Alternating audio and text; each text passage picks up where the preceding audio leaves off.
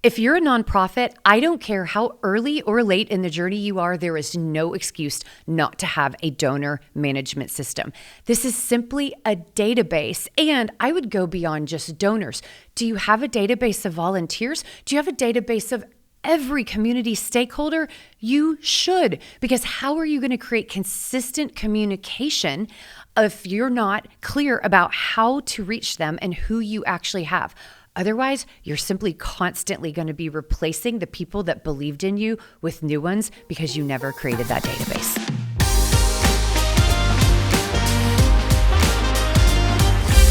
Hey, everybody, and welcome to the Marketing Blender Show. I'm Dacia. And I'm Daisy.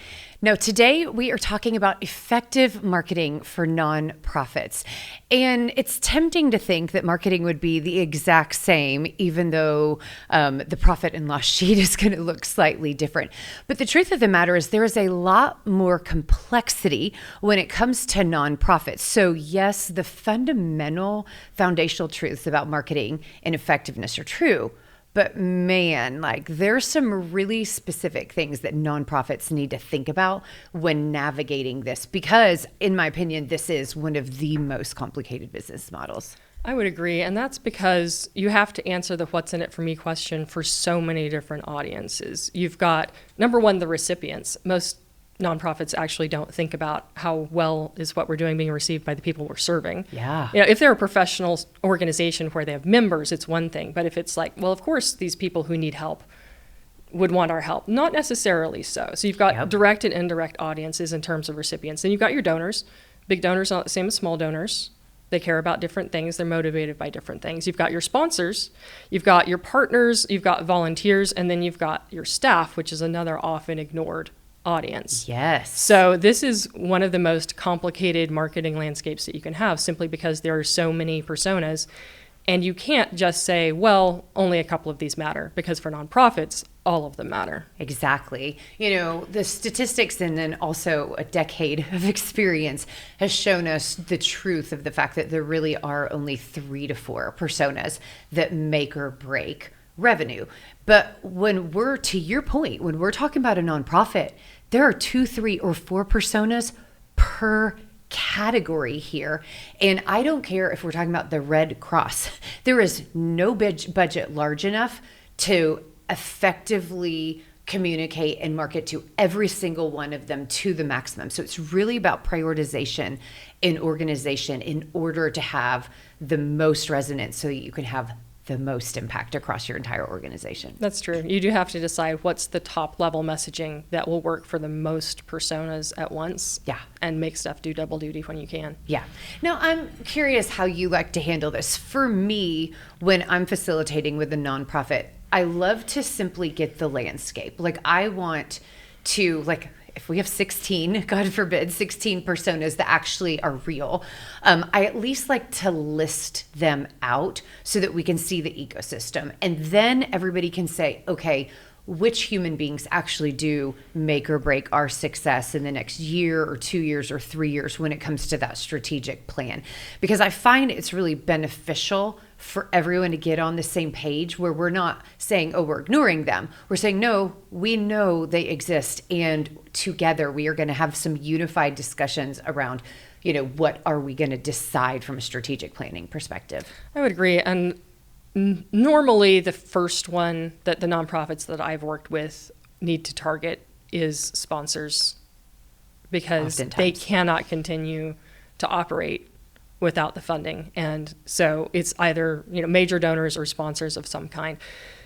And it's really a practical place to start. Yeah. Because it's actually one of the most difficult to message to. So if you nail that, there's a lot of trickle down that helps with the rest of your messaging. 100%, because I think there's so much diligence that has to go into that donor role where you're communicating outcomes and you're nailing down the story and the values and the mission and why you're actually in existence. And there's this virtuous cycle of that messaging that ends up touching the full organization if you really get that one right. It does, because if you want to talk about the thing that matters most to sponsors, which is effectiveness, you're going to find the places that are not effective in what you're currently doing. Yeah, exactly. And a lot of times there is alignment between staff or volunteers, and your sponsors or donors, because even though they're giving different things, they're very possibly giving from a very aligned values perspective. And so yes. I love the point that you're making about that trickle down. I want to bring up one final thing about personas, and you ticked it off at the top, is that, clients or recipients, that messaging to them is important, and one of the ones that comes up, especially here in Texas, is when you're looking at cultural differences, in different demographics. So for instance, like a Hispanic demographic might respond very differently to, some other ethnic background in regards to the messaging, what they believe, what they're comfortable with, the level of skepticism. It's not just, hey, we're here to serve you, and they believe you and really are getting the maximum outcomes, of your generosity. I mean, I think there needs to be a lot of sensitivity all the way through that, so it sets them up for an amazing experience, when they do say yes to your services. Yeah, I actually have a quick checklist of the top things that tend to matter to each persona. So I'd love to go through those. So the first one is the recipients or the people that you're serving.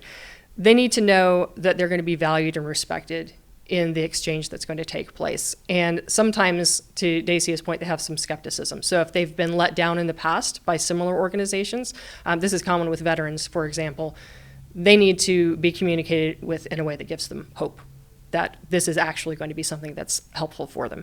Low dollar donors, they need to see an easy way to see results. No matter what they're donating, if you want them to be recurring givers, they need to feel like every time they give, there's some kind of outcome. So they don't need to be invited to some giant fancy dinner in order to do that, but they do need some regular communication. High dollar donors, they can fall into two categories. Some are anonymous, but a lot of them actually do want to be recognized for what they're giving. So if there's a naming opportunity, or they can have a specific scholarship that's honoring someone that they care about, those are opportunities you want to look at communicating to your high dollar donors. With sponsors, there needs to be a measurable impact, and they have to have a way to communicate that to their key stakeholders. So if they are choosing your nonprofit to engage with and to support, they need to be able to have access to data that they can see and interpret. I'm not just talking about your financials, which are going to be public anyway, but they need to understand, what are my opportunities for positive publicity here? Is it something that my employees would like to be part of a donation matching program for? Does it give me access to a target audience of clients or customers by partnering with your nonprofit? Am I being associated with other well-respected sponsors? So if my logo is next to their logos on a banner, do I feel comfortable with that? Do I feel good about that? Am I in good company? And then you should also look at whether or not what you're offering aligns with whatever corporate stewardship or community involvement program they have. So those are all things that you can communicate with sponsors about that's going to make your messaging more effective. With partners, they need to have goals alignment. They need to make sure their reputation isn't being tarnished by some kind of scandal that's going on, either with your specific organization, God forbid, or with organizations like yours. And your marketing materials need to be well prepared for co-branding. So if you're going to partner together, you need to make sure that you're sharing the spotlight. With volunteers, they need to enjoy making a difference. So you need to be making it an extremely streamlined experience for them to actually volunteer. I had an experience just a couple of weeks ago trying to sign up for a volunteer day with an organization. Horrible experience. Couldn't find anything on the website. Filled out the form multiple times. They were supposed to send me information the day before about where to show up, where to park, what to bring. Never got any of it. Emailed them multiple times. Can't get a response. That organization is not setting itself up for success in terms of how it's marketing to its volunteers. So you need to make sure that you're making that a simple process for them. And then finally, staff, they need to not burn out. Number one reason people fail in nonprofit careers is they're just burnout. There's too much going on. So they need to know not just the difference they're making, but how is their career going to progress as a result of what they're doing? Because, they do need to have a career in addition to, they're not just volunteers, they're getting paid. So they're putting their professional life on the line for your organization.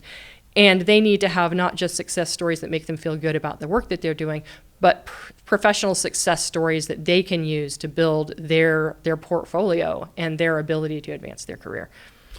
And competitive compensation with staff is real for nonprofits. And so while you might win from a values alignment and a mission and a purpose, you're right. If it drives to burnout and if it is eclipsing their long-term view for their life, you've got to be really thoughtful about this one. Are you a CEO of a business-to-business company? Maybe you're a sales leader or a salesperson, or maybe you're in business-to-business marketing.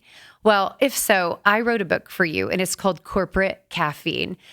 Business-to-business marketing is different, but there are certain predictable fundamental principles that will help you unleash your organizational potential and fill your pipeline sustainably. So you can find my book on Audible, on Amazon, on barnesandnoble.com, or any of your favorite retailers. Hope you enjoy it, and I'd love to hear your feedback. So what I love about nonprofits is just that the core idea about servant leadership embedded in marketing. What's in it for me? How do I really honor, your participation in our mission is so true and resonant. It's just that when there's so much complexity, it can be very easy to forget that all of your marketing is about helping that human being do something positive in the world. And so I really love, just the natural alignment where marketing can feel really exciting and worthy to a nonprofit if they come back to this servant leadership point and really start thinking about the humans in each of these categories. So then the next component that a nonprofit cannot ever, ever, ever ignore is branding. Now, we talk about the 3 R's of return on investment: revenue, reputation, and resilience. And reputation is absolutely non-negotiable when it comes to a nonprofit, and your ability to do brilliant, just rich storytelling is what branding is about in nonprofit.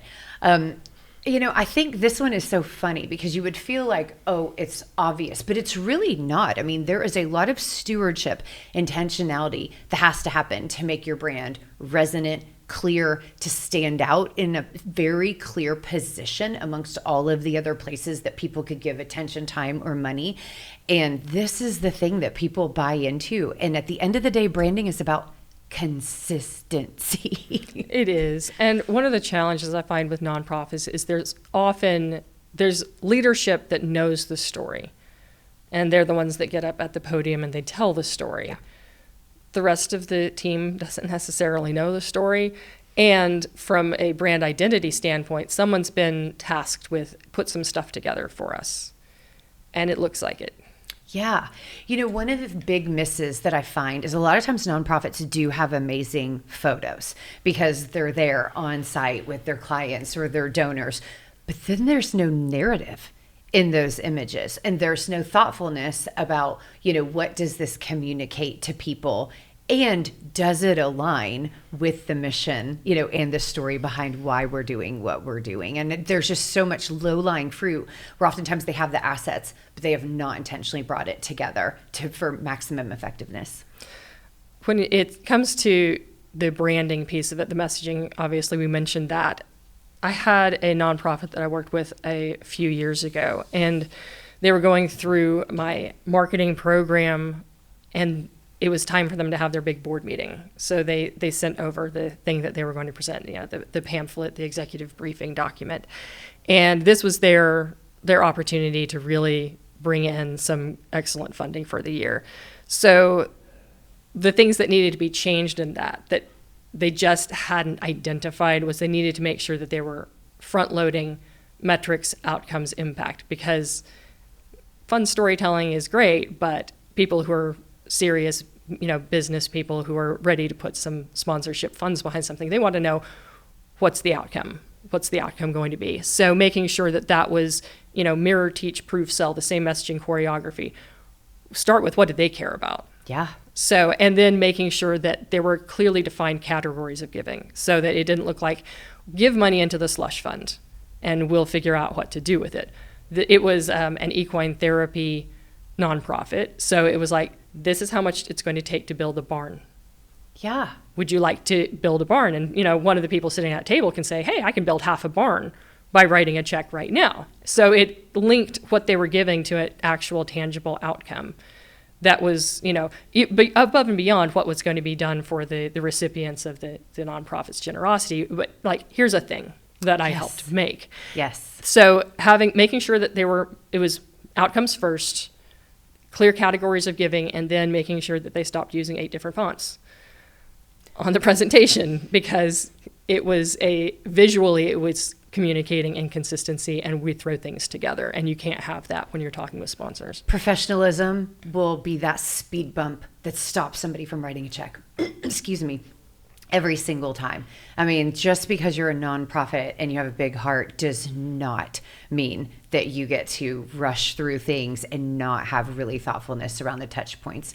Now, this kind of leads me into the next component about messaging, which is, twin sister to branding. But, when you're talking about that messaging choreography of, mirror, teach, prove, sell, it's interesting because that is so important, because if you think about the client or the recipient messaging experience and brand experience compared to the donor, it's different, right? So for instance, there's a nonprofit that we're working with right now, and the reason that a client or a recipient engages is because they have a physical, tangible need that they need solved right now. That's mirroring. We can help you in this specific way. Now, all the outcomes that they want to talk about and that they're really excited about are going to fall flat and harm their ability to transform these communities if they're not being really practical. However, those practicalities may or may not be sexy and interesting to the donors. And oftentimes they want to start with outcomes because that's the mirroring. And then when it gets down into to prove, then we're saying, and this is how we accomplish it. These are our entrees, into the community. So I love what you're saying, because we just never abandon that. And the messaging is so critical, and being really intentional about who are we messaging to in each touch point and how do we honor that. I would agree with that. I would also say that when it comes to marketing communication, one of the big mistakes that nonprofits make, and don't be mad at me for this, is asking for stuff all the time. Like, every communication is give us money, give us resources, give us this, give us that. That's not how human relationships work. That's not reciprocity. Yeah. So following the principle of give, ask, it's the duck, goose of marketing. You have to be giving. And when you think about giving as a nonprofit, a lot of it is the intangibles. You need to be giving hope. You need to be giving a sense of connection. You need to be giving a sense of fulfillment. You need to maybe inject some humor. You need to be thinking about what are you giving emotionally to the people that you are then going to ask from. Yeah. And build that on purpose. And of course, make sure that your donor management system is segmented so you're sending the right things to the right people. Please have a donor management system. Please have a database. Yep. I sat on a board for a number of years, and one of the initiatives that they did in regards to that reciprocity and building relationship is they literally asked the board to do handwritten thank yous or phone calls to, consistent donors. And, there was a wide swath. It wasn't just the large ones. And it was such a small ask to go, hey, board member, can you spend 5 minutes writing a handwritten note or making 1 or 2 phone calls, even if you just leave a voicemail? And the receipt of that, real human beings that are stewarding the planning, and the funding of this organization literally knew people by name and were reaching out. It was just very cool to be a part of. It was, and the response was really gratifying because people just felt so good about being a part and being acknowledged in a one-to-one relationship. So while that might be different for a different organization, it was just such a smart decision. And the key was, it was a process. We did it every month using the database in a really thoughtful way, where the messaging was really simple. We did not have to figure out what to say, but it was about building a relationship and not just being about asking all the time. Okay, so we've talked about, the different things that we can give, making sure that we're really putting relationship in the middle. What are some additional tactical things that we need to bring up around branding, storytelling, and, this relationship management? I would say everything is video now. Everything is video. So all the video all the time. It should be on your website. It should be in your email communication. It should be in your newsletter. You should be, if you're at a booth somewhere, you should have video playing. There should be video. One client that I worked with last year, they did something very smart. They were building a new facility, and so they bought a drone. Yeah. And this, so that people could see, the donors and the volunteers and everybody could see the building going up step by step. Fantastic storytelling. Yes. Look at what you're helping to build. And of course, my suggestion was you need to name the drone. And they did. Yes. So cool. Name the drone Esperanza, which means hope. Yes. So that they were able to personify, add some personality to the drone itself. So the more video you can use, the more creative and inventive you can get with it. Number one, it's one of the most effective forms of storytelling. And number two, it really demonstrates to anyone who wants to get involved with your nonprofit that you're modern, that they can expect that you are thinking about how do things work in today's world. Oh my gosh. Charity Water is one of my favorite. I mean, he is a marketing genius. So if anybody wants to see what great storytelling via video looks like, but, they were putting cameras on the wells that they were drilling, so people could physically see, this matters. This is real. It's not so far away that you are disconnected. And they've just done so many smart things, but it is that modernity really builds a lot of confidence in how they're stewarding all of the resources and what it is. And it's fun to be a part of when you're like, oh, look at that, and give yourself something to root for, not just sign a check. So I completely agree. One of the other ones, and I know this might feel a little bit like beating a drum for our audience, but that experience, like the physical, or online experience. So, you mentioned the friction, and I've had the same exact thing trying to be a volunteer, where you basically have to sell your soul and spend 4 hours just to fill out a, specific form. Not acceptable. Thinking everything about just how do we make this simple for people so much that they want to return, and not thinking branding is only about, your corporate brochures or what's on your website. I think that's critical. Oh, okay. One little bonus thing. With nonprofits, the other thing I want to see, going back to video real quick, so I know I'm a little bit all over the board, but I don't want nonprofits thinking, how do we do one video? I want nonprofits thinking, how do we do a video every day? Or how do we do a video every week? Like, I want to see repeatable systems where if you've got young volunteers, that it's part of their experience to take videos and to have this standard process of what they can do with it or who to give it to. I mean, like if they think repeatability and they try to go big instead of, gosh, we've been trying to do one corporate video for the last 3 years. Oh my goodness. Like, go bigger. Like, think, what if it wasn't one video? What if it was 10, 20, 100 videos? And it's amazing what clever, interesting ideas will come up that are actually sustainable. So, sorry. I agree with that. So I think we should shout out a couple of nonprofits where they have a really good volunteer experience. Yeah. So we went to Ronald McDonald House to volunteer a couple of months ago. It was amazing. We got to work with a real chef. Yes.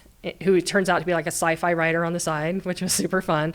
But that was a really well-designed experience. Everybody showed up. It wasn't entirely 100% structured, but it didn't matter because it was everybody got in there, rolled their sleeves up, made a delicious meal. We got to serve it to people. We got to eat some of it, which was good too. And we got to hear, go through the whole Ronald McDonald House and hear the stories and see the paintings and all of that. So that was a really great experience. What are some of the other nonprofits that you've enjoyed working with? So another one, I haven't been on site with this, but my husband has. Team Rubicon is marvelous at experience. Now, one, they are doing disaster relief. So literally they're deploying volunteers into some horrifying scenarios, whether it's, post-wildfire, or post-wildfires or hurricanes or anything like that. Now, of course, they've got a military background, so they're amazing at logistics, but the consistent communication they have with their volunteers is remarkable, and they do not back off of that military background. So they do this really great job aligning their ethos with their ideal volunteer persona and what they believe about structure and organization and showing up in difficult scenarios. It's not glamorous, and they don't apologize for that, but they get stuff done. And, talking to the volunteers, him and others, I mean, the physical reward that they feel from getting to be a part of that was just so cool. And wow, they're great about being like, we have this coming up, and just constantly encouraging their troops, if you will, to re-engage and give what they can, which is very cool. I like that. And I know we've got Habitat for Humanity coming up soon. I know, can't wait. They just let you use power tools. That's all I can say. Well, and their reputation precedes them. I mean, this is something I've literally had on a bucket list. Can you imagine having a volunteer experience so rewarding that people have it on their bucket list? Let's go. It's awesome. Yes. All right. So talk a little bit about ROI. Yeah. Okay. So when you're a nonprofit thinking about marketing return on investment, I want you to organize around friend raising versus fundraising. And I want you to get extremely professional about where your dollar's really coming from. So I see a blurring of the line. I'm not saying that you can't have both, but oftentimes friend raising is expensive with low ROI. So galas are a perfect example, right? They cost a fortune to rent out the Omni or the convention center or a fancy top floor of something, right? All of the time and effort in doing silent auctions and this, that, and the other, that oftentimes when you say, okay, the cost of that gala was, X number of zeros, and then a lot of times they actually barely break even or only make a little bit. Now that's a friend raiser. I don't care how big those dollars were, they only paid for the event. Now, you might need that though. If that is your branded component that reminds the community that you exist and that you're relevant, there's nothing wrong with that, but you need to be really clear about what are we accomplishing and then have a follow-up system that turn those friends into ongoing donations and funds. And then the flip side, oftentimes grant writing, if you've got a talented grant writer or a process for this, can be extremely high ROI. It doesn't friend raise at all, unless you circle those outcomes back, and unless you decide with your grants to really get all of the squeeze out of the lemon and use it in all of your messaging. So I like making sure there's clarity, and then it's just like regular, business to consumer, business to business marketing, what is the return on investment in each one? And these are not difficult numbers for a nonprofit to organize around. How many funding sources do you have? How much does each one cost? And then what do you get from it on an annual basis? And then just see what you see, but be more intentional around each one and the goal of each one of those. I agree. For me, the gala is the trade show of the nonprofit world. And we always talk with B2B clients about, why are you spending $50,000 to go to a trade show? How much is that costing you per lead? Yeah. Well, we need to be seen there. Really? Is that the only place that you can be seen by your customers? They never go online anywhere. They're not on any social media platforms. They're nowhere online. You only get in touch with them when they walk by your booth. Exactly. I don't think so. So one thing that I would challenge nonprofits to do, as a thought experiment at least, is say, if we took all the money from our big bash and we used that to build a system for generating recurring donations instead. Not saying you have to give it up, but what if you just thought about what that could look like? Yes. It'd be way better for your cash flow. You're not going to have feast and famine. And to your point, you're not going to be eating up so much of the actual funds on throwing the event. 100%. And, I feel like a lot of times nonprofits miss out on creative, highly emotional grassroots opportunities because the gala is so fancy schmancy, right? Mm-hmm. Things like creating an event where every single person in the community at a certain time of the day goes outside and lights a candle and you can see all of your neighbors lined up, and organizations where there is a visual display of unity or belief or something. This engages the media, it engages the heart, it engages social media, super low cost as long as you've organized this, and then you need a follow-up system. But I feel like so often it's, let's just do the big fancy thing that we've always done, instead of choreographing an experience that's truly transformative for the individuals that actually participated. One final story about that is, another nonprofit I worked with, their clientele had dealt with a lot of violence and that type of thing. So it's a very tender, sensitive subject. And at galas, there was this nervousness with this nonprofit about telling the stories and basically being a buzzkill at this big fun party. And, eventually they did decide to go deeper on those stories and remind everybody. And it was a big leap of faith for them. They were very scared about turning people off. But wow, what's the point if you can't be honest that in the midst of all of this revelry, we're here because there's some horrors happening that we're united in fighting and battling against, And so that's a really great example of the danger of being a distraction, versus missional and aligned with what you need to accomplish. I guess final takeaway is all nonprofits have limited resources, so prioritization is the one thing that you have to look at first. Yeah. Bringing it back full circle to what we said before, if you want to stay on track with actually fulfilling your mission as a nonprofit, you need to be very diligent and very practical about what you can afford to do and what you can't.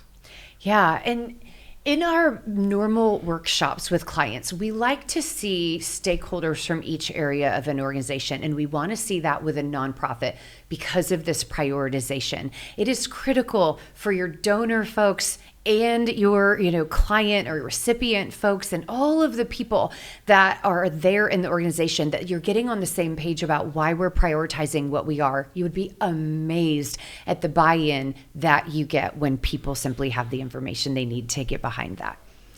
Thank you so much. This was so much fun. I hope you guys enjoyed this. It has been an honor for us to be able to work with nonprofits, both in a volunteer, donor, and a formal capacity. And there's a lot of richness that can be harvested. But just because you're a nonprofit does not mean you get off the hook for doing things well, doing things right, and building a system of success, progress, and impact. All right, you guys, thank you so much. Hope you liked it. Would love to hear your questions, comments, and even more, would love to see you hit that little subscribe button. So thanks so much. Onward and upward.